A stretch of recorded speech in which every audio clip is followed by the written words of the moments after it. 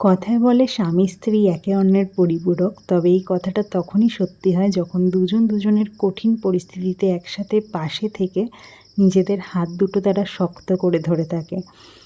কিছুদিন আগে ওর শরীরটা হঠাৎ করে ভীষণ খারাপ হয়েছিল, তবে ও এমন একজন মানুষ, কিছুতেই ও নিজের কষ্ট কারোর কাছে মুখ ফুটে প্রকাশ করে না।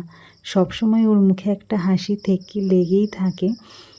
তো নর্মালি কেউ দেখে বুঝবে না যে ওর মধ্যে একটা শরীরে কষ্ট হচ্ছে। তো সেই সময়টা আমাদের ভীষণই খারাপ চলছিল। নানান রকমের ডাক্তার দেখানো, নানান রকমের টেস্ট করা, একটার পর একটা হয়েই চলেছিল। তো আমি তার মধ্যেই চেষ্টা করি আমাদের ছোটো ছোটো মোমেন্টগুলো ওর সাথে একটু স্পেশালভাবে কাটানোর।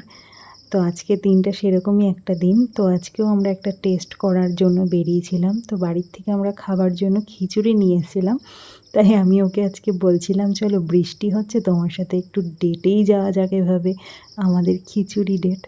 তো আমরা পুরোনো দিনের গানগুলো চালিয়ে ওখানে বসে দুজন একসাথে খাবারটা খেলাম। তারপর আমরা চলে গেছিলাম ওর টেস্টগুলো করাতে।